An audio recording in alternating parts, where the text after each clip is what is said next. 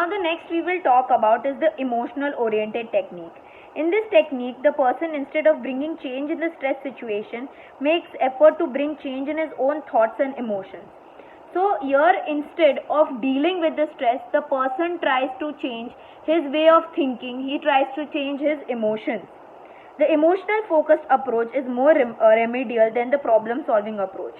So in the first it was how do you solve the problem, but in the second option is that how do you deal with your thoughts, with your emotions, which is more remedial. Remedial meaning it's more better, because sometimes the stress is not that much, but you take the stress or you take tension because you feel that what if this is going to happen, because you are thinking negatively, the problem becomes bigger. Okay, sometimes the problem is very little, it's not necessary, but it looks very big because you are thinking in a negative way. For here, the emphasis is on relieving the emotional impact of the stress. In this technique, self-control and emotional regulations are more important. So over here, it's better for you how you deal with your emotions, how you regulate or how you change your emotions, how do you control yourself, how do you keep yourself calm. All these things are very, very important. For example, controlling anxiety, frustration, anger and other emotional reaction, or trying to change these emotions. Some people to relieve the tension may take alcohol or tranquilizers, which provide temporary relief. Many people, while in distress, desiring to get threatening problems out of the mind, go to party or go to movie or watch TV.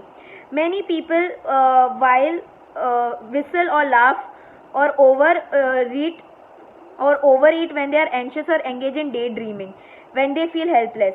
Such emotional focused coping may not solve the problem, but helps for people to manage negative effects for at least short period of time.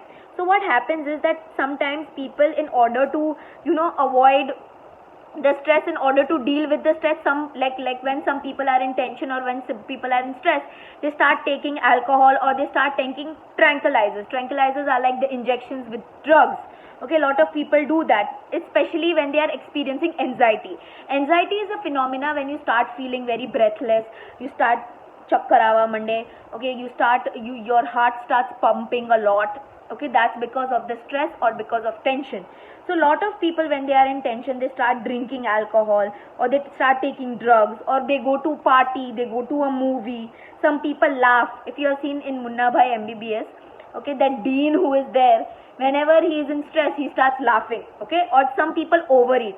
A lot of people start eating food because they are in stress. A lot of people start laughing. Okay, so all these are the temporary solution to the problem. You are not dealing with the problem, you are totally avoiding it. Okay, but it does provide you temporary relief or temporary solution to the problem.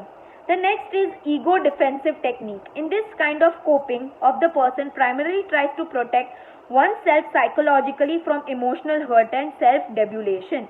So ego is something which is close to you, right? So here, when a person is experiencing stress, they try to deal with the stress psychologically.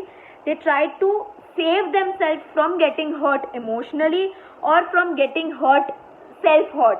Self-debulation meaning self ne નીચે ન પડી જાય, પોતાની self respect intact રહે, એટલે they save themselves from getting emotional hurt. These mechanisms are learned responses which tend to operate on habitual and unconscious levels. So these ego defensive method is something which you learn and it happens to you unconsciously. Unconsciously meaning when you are not aware and it is happening. For example, repression, denial, rationalization, projection, etc. are such ego defensive mechanisms which indulge in reality distortion and self-deception. So here they have told you, for example, repression. Repression એટલે what do? You try to put down the stress. You try to push down the stress. You try to not think about it. Denial. You deny the fact that you are in stress. Deny એટલે હું સ્ટ્રેસમાં છું જ નહીં. મારી એ situation stressful છે જ નહીં. That is called denying. Next is rationalization. Rationalization meaning you think logically. Arey yaar, I know it's stressful situation, I know it's bad, I know it's this, but I will try to deal with it. Next is projection. Projection meaning you try to show that you are in stress, you try to discuss the fact that you are in stress. So all these things are in ego defensive technique. which helps you to see the stress in a real way, and you try to deal with that stress in a very logical way. These mechanisms unconsciously protects the person from internal mental anxiety and pain, but leads to distorted interpretation of the reality.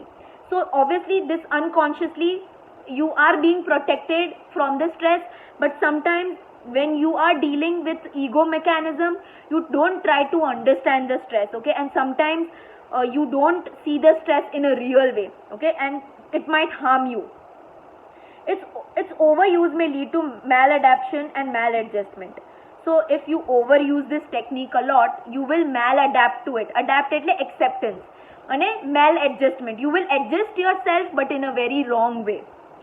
The primary aim of these ego defensive technique is to cushion failure, reduce anxiety, repair emotional hurt, and to maintain person's feeling in adequacy and worth, and to protect one's feeling of being useful.